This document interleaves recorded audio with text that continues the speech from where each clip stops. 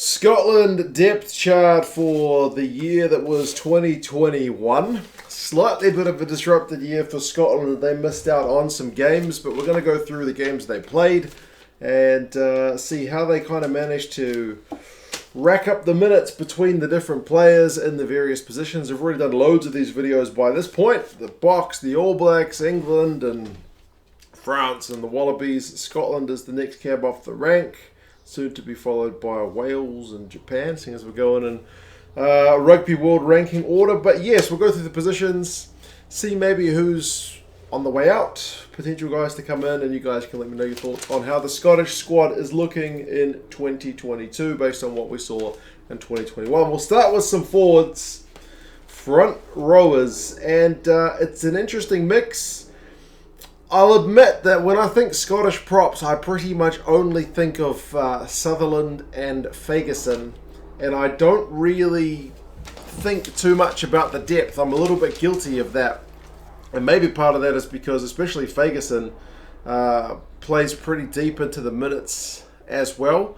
If you look here at number 3, in green, that's Zander Fagerson playing pretty much 2/3 of all the game time this year at tight head, and then the rest of the time is spread between the likes of Nell, Bergen, Kebble and Sebastian, kind of in that order: blue, yellow, purple and red. But it's pretty much all about Zander Fagerson, isn't it? The guy's a unit. He's one of my favourite props in the world, I must say. I don't know what it is about him, just a big scrummager. I mean, some people criticise him for giving away too many penalties, but every prop can be guilty of that at some point. But I quite rate him. But I guess if there's one thing I look at that is maybe they need to give a little bit more time to whoever the secondary person is, because if you lose Fagerson, essentially you lose 2/3 of your game time.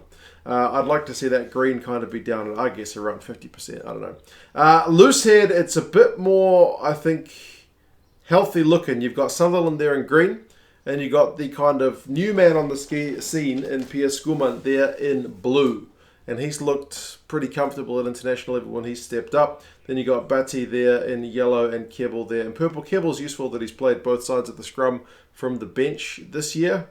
But I do like the split between Sutherland, Schoeman and Batty. That's kind of, it's healthy enough that you've got almost half, almost a third, and then almost a quarter of the time, pretty much a fifth of the time with those kind of top 3 guys. First guy's got almost half, second guy's got almost a third guy's got around about a fifth. So at least none of these guys are going to be kind of fish out of water if they were asked to start in a Rugby World Cup, important match. So there you go. Hooker, it's also, I think, pretty healthy, remembering there's no Fraser Brown in 2021. So Turner's there with around about half the time, just over. McAnally, interestingly, only just under 20% in blue, but I think he was another one who kind of had a bit of an injury crisis at the start of the year, right? Scotland's hooking depth was being pretty tested at the start. Dave Cherry came along and he's there in yellow, and then Ashman towards the end of the year in purple. And again, I think that looks pretty healthy. It's tended to be the Brown and McNally show, right, for McAnally for quite some time. And other guys kind of struggled to get game time, but for mine, I think that looks pretty healthy as well. Turner's look pretty good. I mean, Dave Cherry, when asked to do a job, I thought he was pretty successful in the Six Nations. So I think in Scotland, number 2, you guys are tracking really well in terms of your depth. So I think overall the front row looks pretty healthy. The only thing I would say is Zander Fagerson gets probably too much game time, which is maybe testament to the faith that Gregor Townsend shows in him. And as I said, he's a really good player, so I understand why you play him, because you want to win your games. But in terms of depth building from that perspective, maybe it could look a little bit more evenly spread. Second row has tended to be one where I think Scotland is also pretty healthy with depth.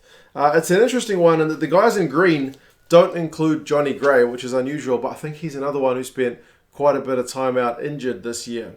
I'm just used to seeing that guy tackling the house down and being an absolute fixture for many a minute with Scotland. But this year, he's not one of the main guys in terms of the minutes, but obviously when he's fit. I think he's definitely one of the first choice guys. So you got Skinner there in number 4. He's in green. And then Scott Cummings there in blue. So it's a relatively even split between those guys. You've had, there's token minutes to some guys, but you've got Hodgson there in yellow, Richie Gray there in purple, Craig and then Gilchrist making their way into the kind of token minutes towards the top. Gilchrist's also there at number 5. He gets more than half of the game time this year. Johnny Gray's there in blue, so he plays just under a third of the game time. But, we know what Johnny Gray can do. It's actually maybe one of those injuries that, for the squad, is not a bad thing, that other guys get a chance to really stand up and show us what they can do, get some kind of invaluable international minutes. Harley, Skinner, Sykes, and Haining, even briefly, when called upon, stepped into that number 5 jersey, or at least the tight head lock position at times throughout the season. But yeah, it's mainly about those kind of front 2 guys. So yeah, I do think lock is one where Scotland's pretty comfortable. My personal favourite of all the Scottish locks is Johnny Gray. I know he's got a skill set which is kind of underappreciated by some, because he's not like necessarily a big kind of offloading or like the most deft at stealing line-out ball kind of lock. But the guy just gets through millions of tackles. I feel like people don't appreciate tackles. Like, you need guys to do the sexy stuff, but you also need guys to do the kind of crucial hard yards. And that's what Johnny Gray gives you more than virtually anybody else. I don't know anyone else who's maybe got a kind of similar tackle rate to old Johnny Gray. I think he plays a pretty vital role in the team, even if he wasn't the main minutes guy in the team in 2021. Back row, I don't mean to be kind of waxing lyrical about everything Scottish at the moment, but I do like the Scottish back row, but it's one where it looks very dominant for those main 3 guys, and they have been an absolute mainstay. It's Richie at 6, it's Watson at 7, and it's Matt Fagerson at 8. Those guys absolutely dominate the time. And it's a funny one, because there are other guys who do need a bit of game time. And there's certainly some guys with some potential too, but they can't really seem to get a look in at the moment. And as I said, it's one of those ones where the head coach has to balance winning games by playing your best players all the time, and trying to build depth for the future, or build depth in case of guys being unavailable due to injury or whatever. So 6, like I mentioned, it's Richie. He's got pretty much 3/4 of the time. You've had Hanning there. You've had Matt Fagerson jump in yellow. Cummings has jumped in. Bayliss, Harley, Blade Thompson, and even, briefly, old Scotty Steele. If you remember, way at the start of the year, had to pack down on the blind side. But when the numbers get that small, they're not really worth a heck of a lot. But it's basically the Jamie Ritchie show, isn't it? With Hanning there as the kind of second guy. And he pops up in a couple of positions, to be fair, so he might be that all-purpose cover. But he's kind of been living off scraps. 7 is even more clear with Hamish Watson there with more than 4/5 of the time. In green, he's been ever present. You guys know me. I absolutely rate him. I don't believe any of the nonsense about him being too small. I love his tackles, I love his turnovers, and I love his kind of cannonball carries. So, yeah, he's there. And Richie, interestingly, is there in blue. I think he started that one game that they decided to rest the Mish. He was either on the bench, or... Was he on the bench, or was he given a week off? I think he was on the bench. So Richie got a start at 7, but it's pretty rare to see anybody else in that jersey. You did get the likes of like Dylan Richardson's right there at the top in the brownie colour. Had a bit of a token performance last game of the season, I think, against Japan. So that's one guy who's maybe kind of on the development radar. You've had Crosby there, Bayliss, but for the most part, it's all about the Mish. And number 8, Matt Fagerson. They did kind of seemingly, over the last couple of years, flirt with a few different guys at number 8, but Matt Fagerson seems to have won the battle. I think it was Bradbury and, was it Cornell Dupree? They had a few guys who jumped into the back row to go alongside Watson and Richie, who were kind of established. But Matt Fagerson, based on these numbers, seems to have won that. 2/3 the game time this year at number 8's gone his way. Hanning is also there in blue, so as I said, he pops up a few times. Bayless, Gary Graham with the big old beard, he's there in purple, so he got a bit of game time. But yeah, for the most part, that back row has been pretty steady. So, I mean, we'll get to the exact numbers later, but it's an interesting one. I mean, partly they had a couple of games called off mid-year with COVID stuff, so Scotland's had less chance to experiment, but the numbers generally seem to look more like the South African style of playing consistent side rather than like a France or New Zealand, which is all about rotation. That's the way. You look at these forwards, and the least consistent position has been number 4, followed by number 1. And, 2, 3, 5, 6, 7, and 8. The starting guy has gotten at least 50% of the minutes and up to, Hamish Watson, who's had pretty much 4/5. So, yeah, that's the forwards for Scotland. The backs, it's more consistency, but there's a little bit of dabbling from Gregor towards the tail end of the season as well to give some guys a chance, especially in that game against Tonga when a lot of guys were kind of not available. They had to test a bit of depth. Price there at 9, massive minutes from him. I know George Horn was kind of injured for a bit of the season. He's there in yellow. He did pop up towards the end. Scott Steele's there in blue, and Jamie Dobby's there in purple. You've also got like Velicott, who doesn't get any game time but's been playing well in the URC. There seems to be a fair bit of depth at 9, but it's all about Ali Price being your main man. 10 is Finn Russell. And you guys have got loads of depth at 10 as well, but Finn Russell's the one who gets all the time. You've had Hogg, interestingly, as your second choice guy there in blue. Kinghorn's there in yellow. Jakob van der Valt's there in purple. Adam Hastings, who's traditionally been the second guy, is only there in red. I think he's also had a bit of a spell on the sidelines. And then Thompson is there in brown. He's one of the guys who's the emerging talent. So, yeah, I think you guys are pretty stacked. I mean, I know you got two guys who maybe aren't seen as specialised 10s in Hogg and Kinghorn there. But when you're going into a World Cup, it may be that you take Hastings and Russell and know that Kinghorn can cover if you want to rest the other guys, or even Hogg if needs be. He's done a pretty good job when called upon. So 10 majority of the time goes to Russell, and then it's spread amongst the other guys. So yeah, similar story. Midfield, it's a consistent pattern. Sam Johnson there in green at 12. Interestingly, Cameron Redpath is there in blue. Like James Lang there in yellow, Matt Scott there in purple. They kind of each got like one start, I think, from memory, which kind of makes them all have kind of very similar minutes. Redpath obviously got injured after that one game where they won against England, and he did look pretty good. It's a bit hard to judge his potential based on one game, but that one game was pretty good. But Sam Johnson's been the guy with 2/3 of the time. Yeah, they've chucked Finn Russell in there for kind of the final couple minutes of games, but just barely. He's there in brown, and Hugh Jones likewise in red. But it will be interesting to see if Redpath's fit. How Gregor Townsend tries to juggle his options at 12. 13's all about Chris Harris. He's there in green. Hugh Jones is there in blue. Remember, Sione Tuipulotu is one of the emerging guys. He's there in yellow. He got that one game. I think it was against Tonga, where some of the other guys based in the Premiership were unavailable, so he got a crack. But yeah, it's just the same story as 9. It's the same story as 10, where you've got the leading guy who gets at least 2/3 of the time. The guy who gets the most time of anybody throughout any position in the Scottish squad this year is your left winger, Duhan van der Merwe. Good, almost 90% of the minutes on left wing were played by Big Duhan. That shows you his value to the side.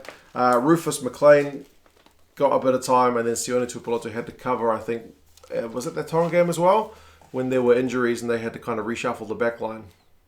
But yeah, that's pretty much Big Duhan.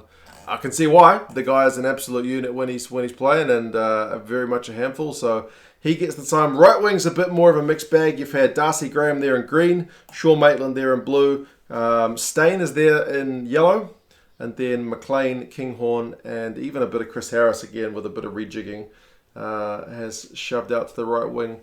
But yeah, less kind of set in stone. It's one of the positions which is more rotational looking than the ones which have the kind of clear favourites. But I always like the Duhan and Darcy combo because it's the big man, little man. It's totally different skill sets on each wing. Fullback, no surprise, it's your captain Hogg there with pretty much 4/5 of the time. Then Maitland, Graham and Kinghorn. Kinghorn having less time at 15 than he did at 10 was a bit of a surprising one for me. But there you go. It's another position where it's going to be hard for anybody else to get in.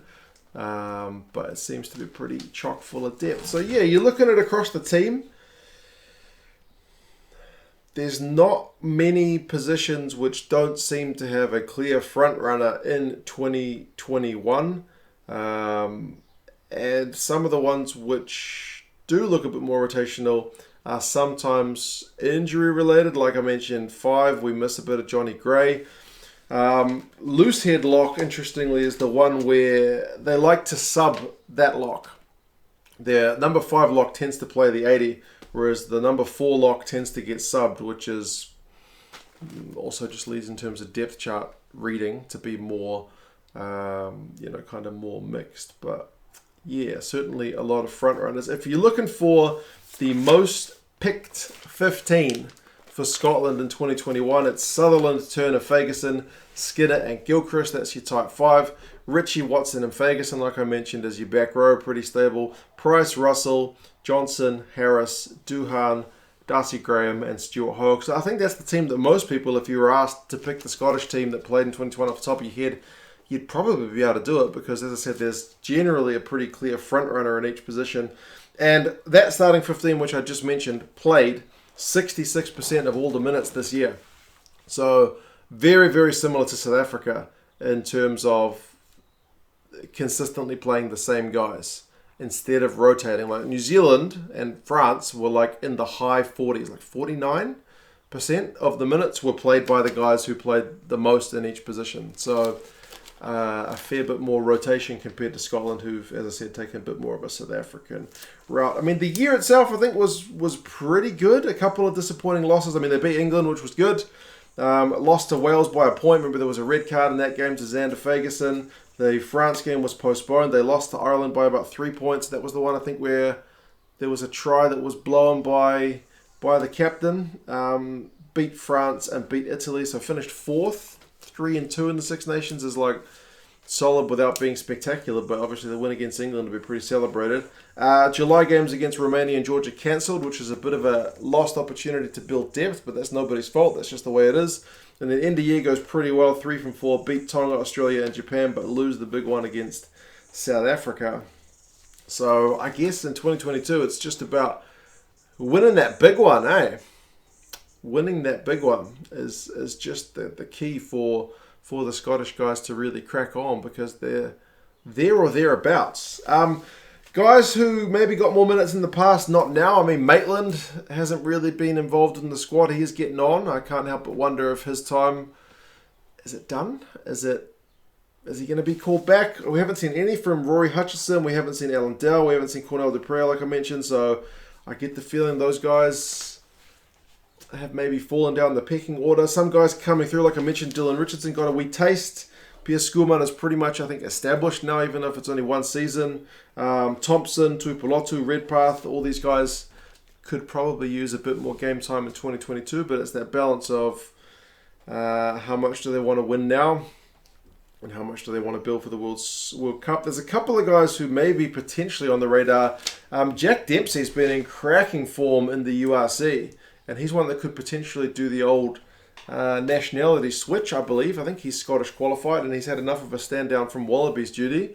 Josh Mackay is a guy who I rate pretty highly. He played over here in New Zealand, has been over in the URC for only a bit of a season, so maybe not necessarily a front runner, but certainly a guy who could add to some depth if they decide to bring him into the squad and give him a look.